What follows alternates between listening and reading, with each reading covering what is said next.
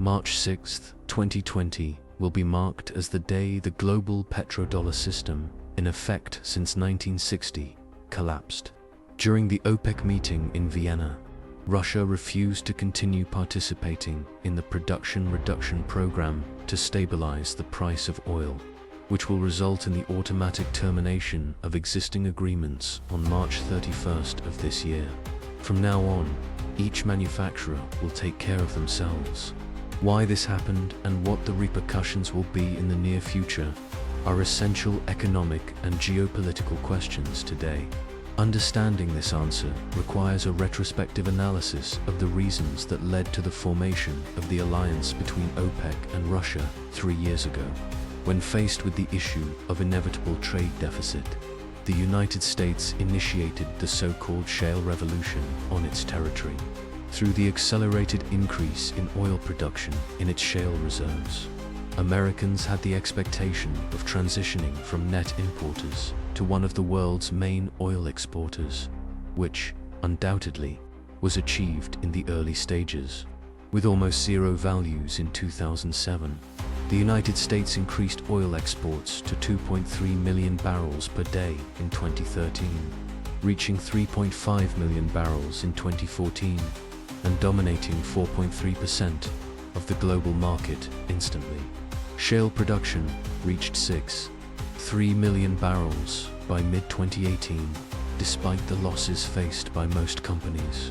This resulted in a significant increase in global supply and triggered reactions in the market.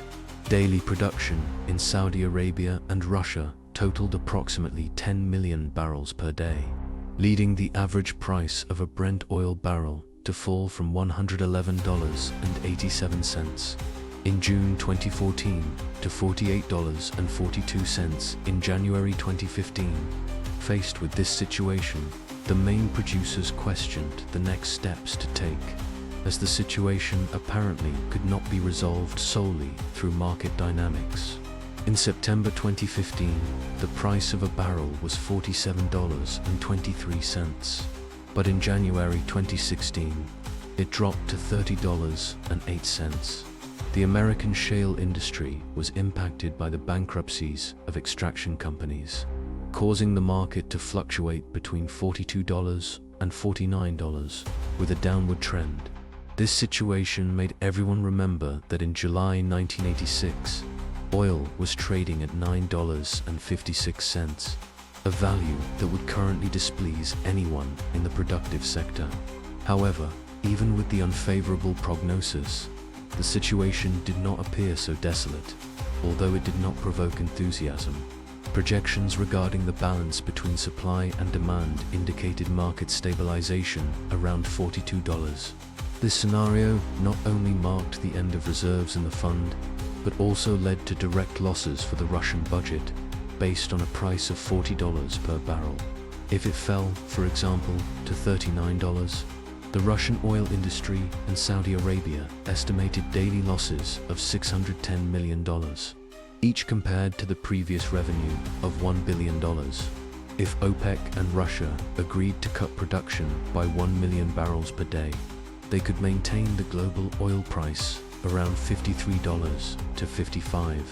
In this scenario, Russia would incur a daily loss of just $466.5 million United States dollars, a value $143.5 million United States dollars lower than the most unfavorable projection.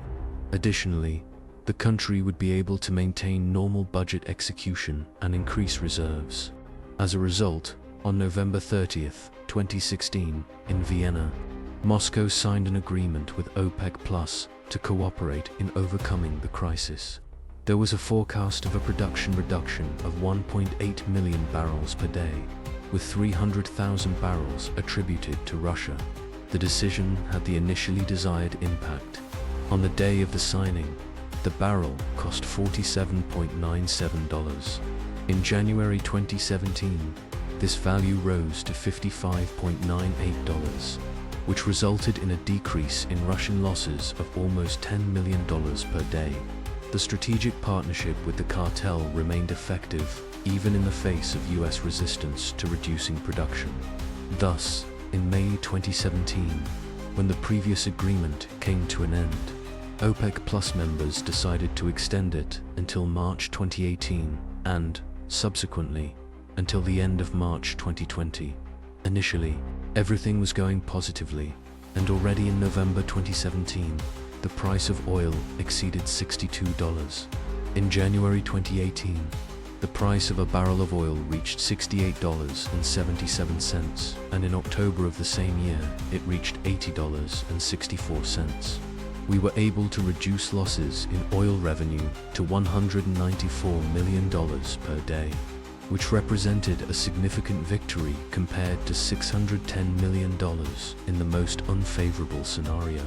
However, currently, the aspects of the issue do not seem as promising anymore. As prices rose, the losses of American shale producers decreased, leading to an increase in production. In September 2019, production reached 12.5 million barrels per day. This not only pushed prices down again, but also contributed to the increase in oversupply in the market, subsequently worsening the imbalance. In official statistics, the 54.7 thousand daily barrels of oil extracted in Syria from a field controlled by the US Army are not counted.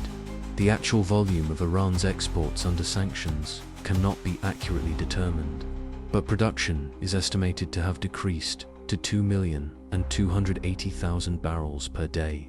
Several sources indicate that, taking into account illegal activities, it could reach 2.6 million barrels.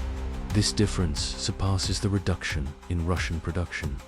The challenge is compounded by the fact that, in a global market of $100 billion in physical oil, around $5 trillion in paper transactions occur. Investors who engage in futures contracts for speculative reasons, without the intention of actual delivery, are not tied to production.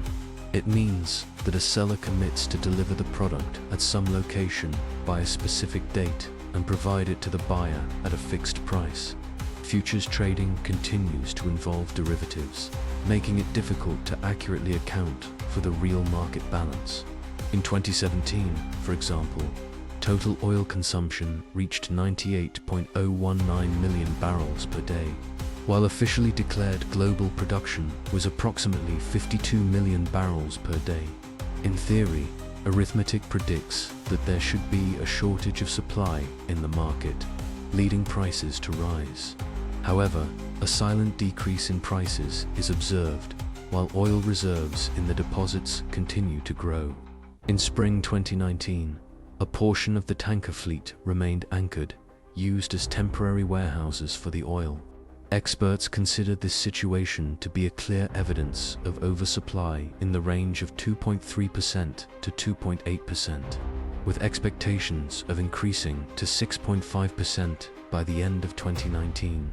Additionally, despite OPEC's efforts to reduce production, the USA is seizing the opportunity to expand its market share, without considering the possible long-term consequences on prices. The country needs to correct the negative imbalance in the trade balance, especially at this moment. Prices are gradually falling again, with many trying to manipulate volume. Saudi Arabia's offer to further reduce production within OPEC was not effective in stabilizing the market. The coronavirus has shown that the global economy is not just going through a temporary crisis, with the possibility of short-term recovery. The imminent global economic recession is systemic in nature, forecasting that it will be significant and prolonged. An example of this is the assessment made by a Lukoil owner, who estimates Russia's daily losses of between $100 and $150 million due to the exit from the OPEC Plus agreement. Despite the mathematical precision of his analysis, there are systemic mistakes present. The assessment should be based on the numbers from the worst-case scenario, considering market prices in the next 3 to 5 years, not just the current day. The determining factor is not the value of the quotation itself, but rather the production cost. This means that Russia, even with a budget surplus, could maintain the implementation of economic development plans, even if the price of oil is $40 per barrel. Saudi Arabia may face internal challenges, but for the most part, they are manageable.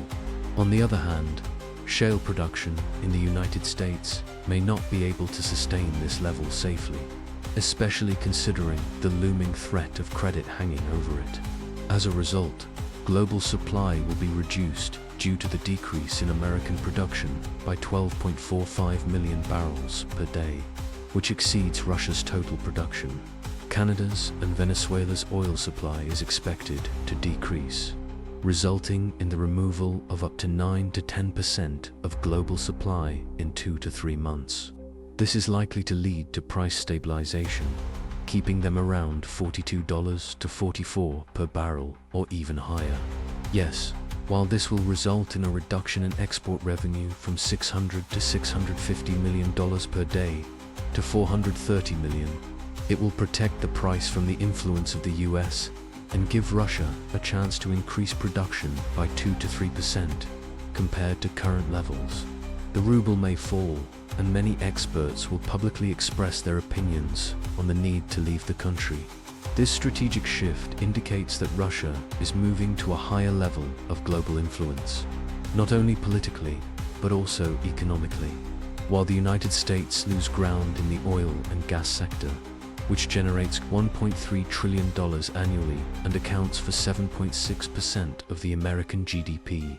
And finally, the fall of OPEC, which was upholding the global system of the American petrodollar, with the Saudis and their agreement within OPEC being just a pawn in the US game, will also bring us benefits.